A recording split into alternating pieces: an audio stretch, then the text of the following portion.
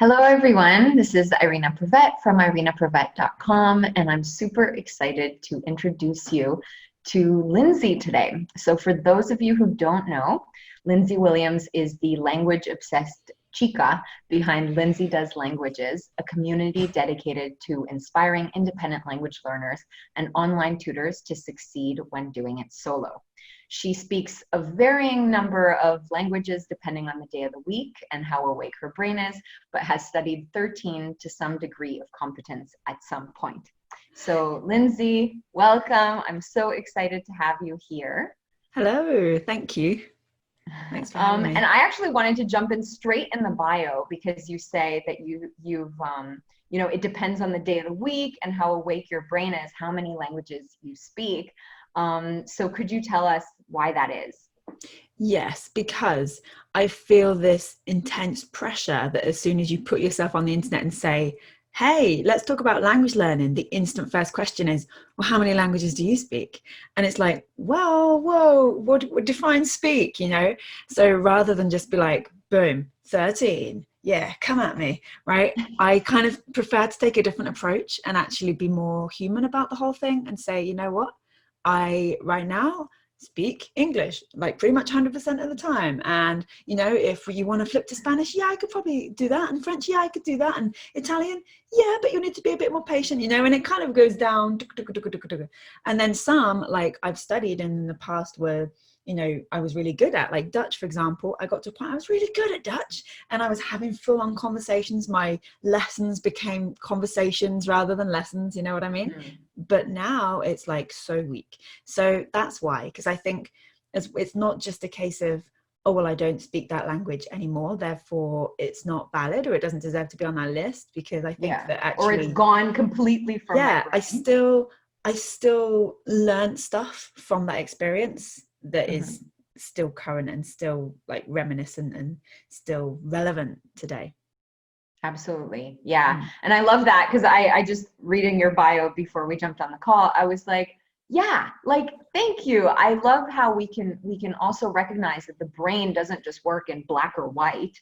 And that really it depends. Yeah, what, am I stressed out? Am I put on the spot? Am I like, did I sleep? Or have I not slept in like 30 hours? Like all of these things actually affect, the ability that we think is just, you either have it or you don't. So yeah, okay. Let us talk about, so the reason I was so excited to have you on here and to ask you a whole bunch of questions is that I love your curiosity for so many different languages. So you don't just stop at like French, that's my thing, done, or Spanish, right? You're like, you contacted me a couple of years ago and we did an interview together or a video on Finnish cases, even though you weren't actually actively learning Finnish at the time. It was just something you were curious about. So I'm really curious as to, what do you think is the value in learning about different languages if you're not actively learning them? Because I think this isn't something that's very talked about, and I definitely don't see a lot of people asking these questions. It's just sort of like, I'm either learning it or I'm not. Yeah, I think the other thing that comes with, saying I speak X number of languages and that number being quite high is that it's then this idea of like, wow, but that for me has never been it. It's never been about like trying to be impressive and trying to be like, yeah, come on. It's always like, no, hang on. Okay, this is cool and everything, but what is going on over there? I need to know about that.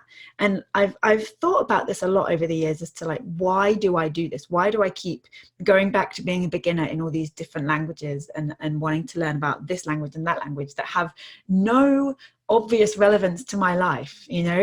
Why do I do this to myself? Because it's not like it's this, I guess, like the same reason why certain people would run ultra marathons or want to play all the instruments, exactly, right? And I think that it's just this pure love and passion for the process as well as the result. and the whole journey of language learning. But also, like I said, a few years ago, I thought about this and I realized that for me, language learning is that doorway. It's that gateway to open up the world a little bit more. So again, for other people, that might be music. It might be running and going to other places in the world to join running events. It might be that you are really into history and you love history and that helps you to learn about the world. But for me, that's languages, 100%. And languages are the way that you kind of explore and get curious and go deeper into what you're seeing in the world around you. And everything is connected to that. You know, you learn a language and you learn, oh, this is the way that they greet each other. And it's not how you greet each other in your language. And so therefore, you've instantly learned a thing about the culture and potentially about the history and about the people and about, you know, food and drink. Like in Chinese, it's a really common greeting to say, like, have you eaten? And other languages as well around the world, it's have you eaten? You know, and therefore you learn what's relevant and what's important to people. And I think overall, and about ourselves too, like exactly overall, that just opens up from this kind of blinkered like view of just my own life in the UK and how I see things and how the very close world around me perceives things to oh wow, okay, you know, blinkers off, let's see, wow, okay, there's this whole other range and this other perspective, and that just increases tolerance and understanding. And I think that's why it's my way to discover more about the world that we all live in. I love it. So do different languages play like different roles in your life? Because I was looking at the list of languages you'd studied and they were as varied from like Spanish, French, Dutch, Italian to was it Indonesian and Korean? So I'm wondering, like, because I have like different relationships with every language completes, or like I have, you know, there's a relationship there that's completely different. And so I'm really curious to know, do the different languages like satisfy different parts of your curiosity, or what is your relationship to each of them? I know that there's so many and it's not such an easy question, but what comes up? That's a good question though. I think what's interesting is, like, touching on what you said there, your own relationships to languages must be so different from mine. Like your whole upbringing, living in different countries and everything like that, the languages for you are so much more that you know well, at least that I know of, are so much more ingrained in like more, I don't know the right word, but more just life. Yeah, like in everyday experience, they're like embedded. Yeah, exactly. And I've never really had that, because most of my life I've been living in the UK. You know, I've traveled a bit and I've spent some time in like Latin America and stuff, but I've never like lived abroad and moved my address and all of my belongings, you know, anything like that. And I've never like had a job where I've like other than what I do now, I suppose, I've never had like a job, you know, where that thing where I'm like on the phone to people in different languages or anything like that. So there's never been that life embeddedment connection. So it's been through that curiosity and through that passion, it's kind of dug itself its own hole for like all the languages. But when I think about like specific languages, I then think almost to times in my life. So for something like Dutch as another example, when I did learn Dutch, when I was really good at Dutch, I was actually learning 4 languages that summer. It was ridiculous. 2 of them were for my degree. So 2 of them were like actual, like I had to write, you know, and keep learning and write essays and all of that. And 2 of them were just, you know, for fun, as you do. So Dutch always kind of takes me back, and Portuguese as well, to that summer where like I just kind of switched Lindsays languages online.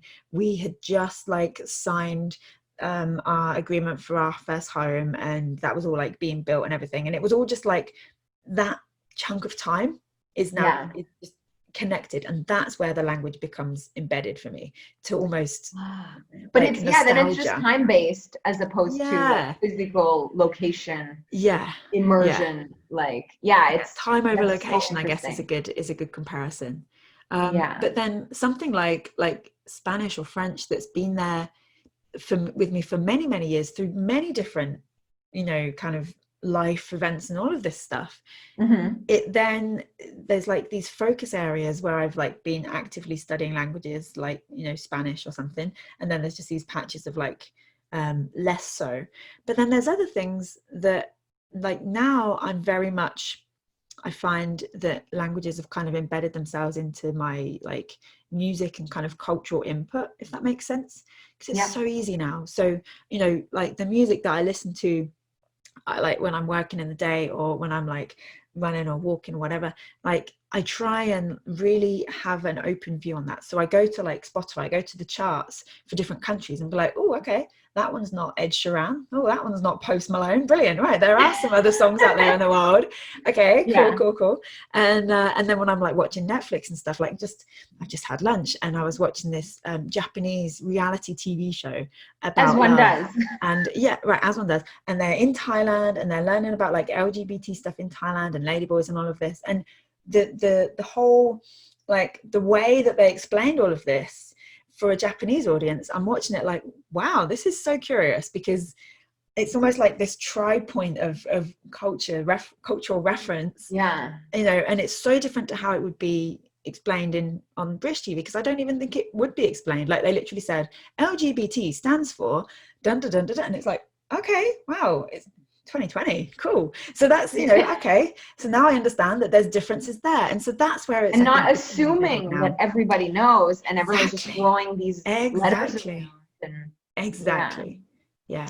Oh, interesting. Yeah, and I like that image of like things have just kind of bled out into like the culture and the music. And I think what's really interesting about Netflix is, whereas for a while I was like, okay, is it just going to be like Netflix takes over the world in English? And now I'm seeing so much more stuff coming from other countries. And the fact that like Parasite, a Korean movie, won Oh, the Oscar. Haven't seen it yet, no spoilers. But oh. but you know, the fact that Is it a that's like spoiler so if I say it's amazing? Does that count? no, I've heard. But that now it's like suddenly there's more interconnection between these pieces without just like English everywhere. So much. And what I love as well, like just want to touch on that about Netflix, is I think it's happening so fast, because when we were in Latin America 2017 to 2018, and I was, you know, checking things like, especially just before that as well, you know, I wanted to see if there was any like programs about these places we were going to go to, from these places we were going to go to, and I would type in like Latin America, and it's like Narcos, Pablo Escobar, Narcos, cocaine, and it's like, come on, you can do so much better than this. But now I think it is gradually, obviously, you know, those things still exist because I guess they're popular for whatever reason, but it's gradually beginning to expand. And the with that, I think it's just, it makes my heart happy. Like you say, Parasite, I think ever since Despacito as well, the kind of the cultural exchange of music and of TV and like consumable content, I think is losing the language barrier. And Parasite is a brilliant example. I think the guy Bong Joon-ho, I think his name is, right, when he won the Oscar, didn't he say, if we can get over the 1-inch barrier of subtitles, there's a whole world of films out there to explore. And I think that's just so true.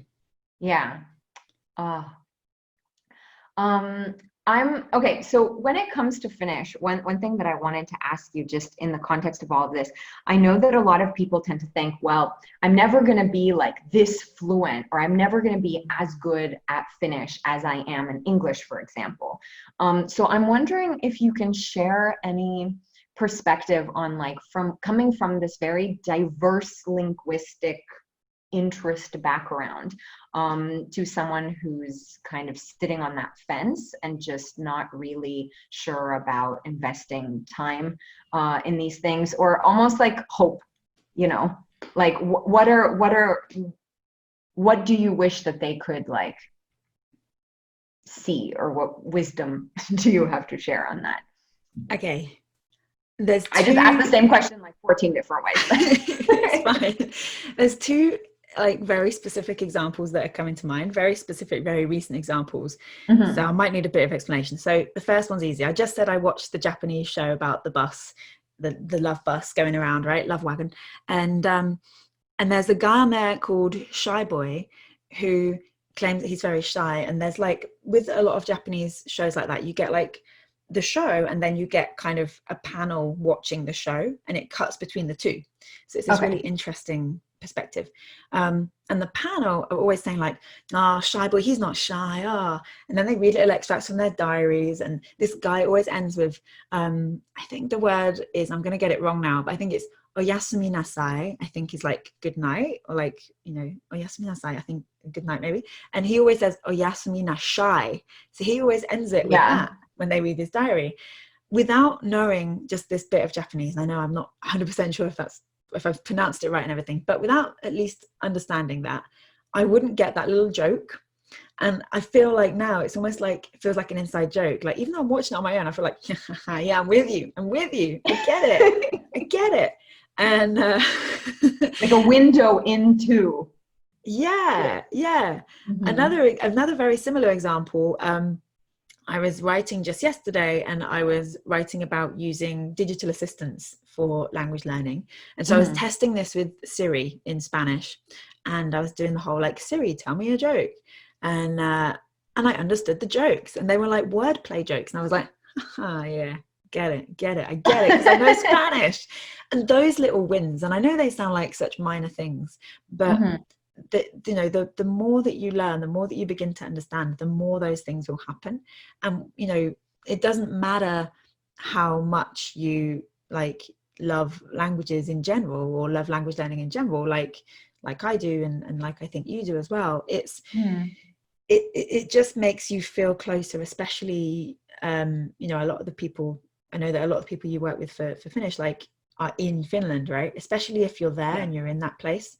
Just having that connection, being there, it's going to be so much just like these little closer bonds that you're gradually forming, and they all begin to form like one big hug. I love that. I love that image. And it also reminds me, like, sometimes I would see like an ad and it would be like some play on words, and I'd like point out, adverts are brilliant. Like, that's hilarious. And he's like, you only think it's funny because you understand it. And I'm like, yeah, I do. Yes. But I understand it. And that's a win, because it's like, why would I understand it, right? I grew up like so far removed from anything Finnish. Like when I was 20, I didn't even know where it was on a map. I knew it was one of the Nordic countries. I didn't know which one. Probably would have called it a Scandinavian country. I know better now. But like, so for me to even be able to like understand this joke is huge when I frame it in that way, right? Yeah. But when I think the other problem, like, so it's small wins. And when you're thinking of, I'm never going to be as fluent in Finnish as I am in English, what's the point? Of course, that's demoralizing. Think like, English or whatever native language your native language is, that's been there from the very minute you were born, even before, even now in the room, when you're hearing these sounds, like there's been so much research into all of that. As you hear those sounds form and stuff, you begin to form these like this stuff and loose understanding, and then just you're thrust into this world with this language. You're never going to have that experience again, ever, with any language. So actually aiming for as good as I am in my native language is a terrible, terrible goal, because it's only ever going to lead to disappointment. So focus on the small wins, and you will get, the more you do that, the closer you'll gradually get to that. And one day, you'll be kind of just, oh, wait a minute, I didn't even have to think about what I just said. Ooh. Yeah. I think also, it's demoralizing as a comparison benchmark. And then at the same time, it's like we're totally underestimating the amount of progress that we can make, and the like joy. It's not all or nothing. Getting there. Yeah, exactly. Yeah. So it keeps us from seeing all the wins and celebrating all the wins, because we're comparing it to something like completely, cool. Okay, I have so many questions. I just want to see if we can get through them all. So one thing, I was looking through your website, and your work is aimed specifically at inspiring independent language learners. And so I'm curious as to how you would kind of define this group, and what in your view makes them different for people who, they're just like, they haven't encountered the term before, or never really considered the difference between being an independent language learner or just learning languages. Good question. The way I tend to define it is that being an independent language learner, means that you're not learning alone, you're learning solo. And so you still will have, because language is people, language is connection and humans and all of that stuff, right? So you still will. So true. I've never thought of that way before. Solo versus 100%. alone. Yeah. And so, you will like have to inevitably talk to people, communicate with people, like, have a tutor, have a language exchange partner, all of that stuff as and when it's needed and relevant for you, you're going to have. But that doesn't mean that in the meantime, you can't do anything until you find the right class, until you find the right teacher, until you find the right language. You're not just waiting for the perfect resource, the perfect like package to come along to you and be delivered on a plate. Because the thing is, even if that happens, even if, when I say independent language learners, a lot of the people that come to my website are in a class and are, either at school or university or in adult classes or other environments where they're in that sort of class setting. But that alone isn't enough. So what I like to think of what I do as is that it's creating a group of people and a language learner as an individual that is responsible and independent, in the sense that they're not just expecting, well, I've got a tutor now, come on, I got the book, it's on the shelf, why can't I speak it yet? Taking a level of responsibility for your own learning and actively going beyond and becoming a self-taught learner, as well as reliant on teachers to give you the information that you then may or may not use. I love that. Does that answer the question? Pardon? Does that answer the question? Yeah, definitely. And I think this word responsibility, like becoming a responsible learner, I've recently heard it used as like able to respond, right? Different situations that we're not just waiting for something to be fed to us, but we're able to be proactive about asking questions, about getting curious. Just like you reached out to me and you're like, finish cases. Like, tell me about what's going on. Yeah. I'm so glad you asked. Yeah, because I think, as good and as great, like you said, I work with teachers as well, and that's a huge important part of the puzzle, because it's not alone, it's solo, so it's becoming more of the driving force, and the teacher there is like less of just an information spouter and more of a guide. And that's the way that I see the two roles kind of shifting as we become more responsible and more independent language learners. I love that. I'm totally on board with you. I've been on both sides of it and also seen how difficult it is to teach students that are just expecting information to be sprouted. And I'm like, 100%. I don't think I can do this, because I really want to see that it's like landing and giving the tools to help it land. This was it. This is why I kind of decided that that's what I want to focus on, and that's what I want my drive and my passion to be, is because I had seen it from both sides. I'd been the learner, I'd been the teacher in various different settings on both sides, and I realized, this is what's needed. This is the missing link, is that as students, as language learners, we need to take more of an emphasis in terms of what we're doing. Like we're in school having like 1 or 2, 3 hours of language lessons a week, and then that's often it for so many of us. That's why there's like just swathes of people out there who think, oh, I can't do languages because they were terrible at school. And the reason they were terrible at school is I'd be terrible too if I just had like 1 hour a week and then never touched the thing again, And I've recently started sharing, like, I wasn't God's gift to like German or Spanish in school, like especially German. Like I couldn't get the nouns, the genders, and all of the material focused on your ability to remember, is it der, die, or das? And so like I wasn't very good at it, but put me in the place, and then that was like a very different experience, this kind of what I call like primal learning almost, that you put a little kid in a place and then off you go, and that's a very different like survival mechanism kicks in.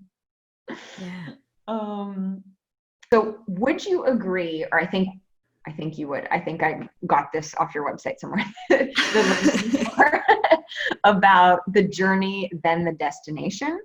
So again, I would love to hear your thoughts. for those people who wish they were further along than they are by now? I think this is very relevant to what we said earlier on about if your goal is, you know, if your thought process is almost like, why aren't I as fluent? I'm never going to be as fluent in Finnish as I am in English, right? Well, if that's your goal, that's part of the problem. That's why you will never be, because you need those smaller goals, right? So I think in terms of, you know, journey versus the destination, yeah, obviously that would be great. But like, you want to kind of, you know, take the journey metaphor a bit further. You want to look outside the window a bit. You want to pull over into the hard shoulder and just like get out and take a breather and be like, wait, what can I do now with the language that I've already like acquired, and kind of how can I piece all of this together myself? What else can I say? What else can I do? You know, what other situations would I be able to kind of cope in with all of this? And then gradually you go on to learn more. And the beautiful thing about this is that the journey isn't just one long straight road. It's a winding road with various roundabouts, with various junctions that you get to choose which way you want to go next. And the end of that, you know, there may be some dead ends, but you can just like 3-point turn back out again. I love taking metaphors to the extreme, right? You can, no, I know, but it wasn't a U-turn. It was a 3-point turn. I love that. Yes, I was imagining like a cul-de-sac dead end, like nope, nudging back out. And you know, it's funny also, like the English way of seeing it, whereas I would be like, a cul-de-sac in North America would be ginormous. You would just wouldn't need it wouldn't be a tiny. No, not here. And also the cul-de-sacs here would be full of parked cars on the pavements. So you would definitely need to be very, very careful in that 3-point turn maneuver. But you'll be able to back out of that dead end, and you'll be able to go back the way you wanted to go. But my point is, coming back to language learning, that I think if we don't appreciate that, then, okay, going back to journeys, we're going to run out of gas. We're going to run out of petrol, because the motivation is just going to be, it's going to go. And so you have to enjoy that process, because if you don't, there's going to be very, very little to keep you there till the end. Yeah. And I think things like we started by talking about like the increase in availability of like cultural options, things like Netflix, Spotify, podcasts, all of that stuff. You know, the more that you can just weave a little language into your life, the better, because you want to be the things that you enjoy. Try and bring language into that. Yeah, you know, if you love Lindsay, baking, that could be your next pop hit. Weave a little language into your life, like and it could be in like 13 languages. Sounds good. I feel like the UK needs a Eurovision boost. Maybe this is it. I have a bit of a challenging question for you, so you just roll with it, or you know, whatever comes up. Sleeves. Right, ready. So as a fellow language learner and teacher, I'm fascinated and really curious about the different experiences that challenge us, and where we come across some sort of aspect in a language that sort of stumps us. You know, it might give us pause, and we really have to go deeper in terms of what we knew or what we thought we knew that we didn't have to do in other languages. Like maybe it happened automatically. So I would love it if you would be able to share something like from a specific language, or something specific in a specific language that was just so like out of left field for you, and how you kind of you know, worked your way through it, or flowed around the obstacle. Okay, the first example that instantly springs to mind is actually relevant to Finnish, and relevant to the video that we did all those years ago. And it's when I started learning German. Before that, I'd learned French, Spanish, Italian, and Mandarin Chinese, right? And I know Mandarin Chinese, wow, that Chinese, wow, that's so difficult, wow. And it was German that was the one that got me stumped. And do you know what it was? It was the first time I'd ever encountered cases. Yeah. Right? And there's only 4 of them, which I know compared to Finnish is like no, 4, but but there's the 6. Different. Right, the 6 that you have cases and genders. Oh, that's so confusing. Yeah, I know. I had the same issue. But like, you know, the 4 cases to worry about, and it was like this concept that I could not fathom, because in my mind it's like, well, I'm going to say to me and to the park and at the office, and that's how this works in French, in Spanish. It's how, it's like, it has to be this way. Obviously that's the way. And like, I had tutors explain it to me. I would be on, like, I studied with the Open University, so like all my calls and stuff were online. Yeah. Back in the day as well, so it was very, very modern. And I'd be asking in the little chat box and stuff like, how does this work? Explain this to me. I'd go to the live sessions that we had, and I'd be like, talk about cases, what's going on there? And I would be Googling like crazy, rereading all of the explanations in the books, and it just would not go through my brain, and it would not make comprehensible sense, right? And I think what the issue was is that I had built up this barrier in myself where I didn't get it the first time, and so I'd gone, whoa, this is the hard bit, and I was kind of just unwilling to learn, because I wanted there to be a difficult bit. It's almost like you want there to be an excuse to not be like perfect at this language. And so when you find a thing like that, it's very easy to just go, well, that's my barrier, that's the bit I don't get. And there are times, at the same time you were putting effort towards it, you were asking questions, you were showing up in the chat. yeah. And at the same time, I think there are examples where very few, I would say, examples where it doesn't happen. So where these things are genuine barriers. So for example, in Spanish, I really do struggle to roll my R, like a that's as long as I can do it, and if it's in the middle of a word, it ain't happening. That just like, and at first, I began to think, I've built this barrier up myself. This is just me telling myself I can't do this, but I genuinely, physically, kind of, that's a kind of different example. But I think with German, with cases, obviously I can learn this thing, because it's just a thing that exists, that millions of people around the world do every single day and have mastered and understand. And it wasn't until I met a fellow student that was on the course, and we met in a pub one night, and she just explained it to me somehow. I don't even think that she realized she was doing it, but just in a way that made complete sense.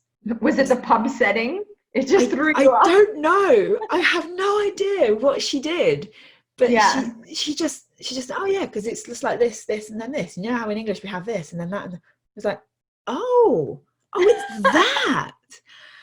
And it was this. That was just such a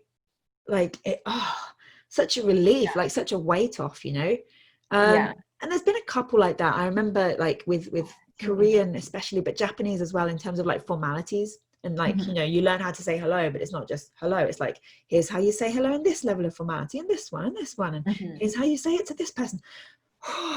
I've heard. Yeah. I just want to greet someone. Yeah. So there's a couple of moments beyond that in the future, in the future of the past, after German. But German was the big one, that it was such a blockage. And like pre-German, post-German. Yeah. And she just explained it in such a way that it was just a relief. And I may have talked a lot, and I don't know if you had a question beyond, was there a specific example? No, it's that just, okay. This process, I wanted to hear from you, because so often, like with the polyglot community, we can be like, yes, all of these languages we speak, and then realizing, some people who are maybe just learning one language, it's like, whoa, and then realizing our conversations are actually like, I have this issue, how do I get around this issue? And we're constantly problem solving. So I think hearing these stories, sharing with these, is so inspiring to see, like, yes, we all struggle. Like, no, we don't all just accept that, now you put letters at the end of the word and that takes the place of a preposition. Like, what? So that it takes time to kind of like turn your brain around these things, and some things come automatically. Like if you're, going between Spanish and French, it might be something that's very small. It's like, oh, it's like this in this language. But when you introduce an element that's so foreign to your brain, there's this impulse to reject it or to resist it. I just love to hear like these stories of like, so how did you do it? That was it. Just the one explanation that just from someone who was basically at the same level as me, and had just worked out this thing that I hadn't, you know. And it was just literally one word. I think it was just when she said, like, that's the direct object, that's the indirect object. Like if we say, you know, give the dog a bone, whatever that example was, and, you know, and just, oh, click. Not even a penny drop, like a million pennies just went thudding to the floor. Yeah. All the shoes. Yeah. Oh, awesome. So, okay, as we wrap up, I would love to hear, okay, I'm just going to ask you all these questions at once, and then just tell me in order or whatnot. So I would love to hear, because when we have curiosity, usually wisdom accompanies it. So I'm curious to hear, what kind of wisdom are you excited to share with us right now? And what directions are you kind of growing into at the moment? And then where can people find you online? That's a good question. I was like, let's just put them all together. Yeah. What kind of wisdom am I? What kind of wisdom are you excited to share? So when we are curious, we're always learning, beginner mind, but we do acquire wisdom. And so I just wanted to put the spotlight on you and be like, Lindsay, drop some knowledge on us. Okay. About, to tie this conversation together about languages and whatever feels right in this moment. So there's no right answer. Yeah, I think what feels right is, so right now at the time we're recording this, I'm learning a language called Manx that not a lot of people have heard of, because in fact not a lot of people speak, and it's one of the UK languages, but technically no. I have. Okay, technically no, because it's actually I believe the term is a British Crown dependency, so it's not part of the UK, but it kind of gets these, you know, but yeah, Manx. It's a similar to Irish and Scottish Gaelic, and it's reminding me very, very much of my experience learning Guarani as well. Guarani, indigenous language in Paraguay and surrounding parts of South America as well. And what I learned in particular from Guarani, but what I'm just reusing the same wisdom, if you like, that I learned from learning Guarani, is that it doesn't matter how much is out there. With, you know, a language like Spanish or French or Japanese, you go into the bookshop and it's like, where do I begin? You Google, learn French, where do I begin, right? Yeah. But with a language like Guarani in particular, and Manx, there's less out there, and so there's less to be bombarded by. And that also means that I've taught myself to be able to really squeeze the most out of every resource. I kind of see each resource, each tool, kind of like a sponge that is just dripping with water.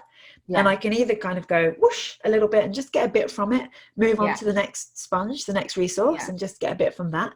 Or I can really go, okay, let's wring this out and let's see exactly how much I can learn just from this one thing that I have to work with.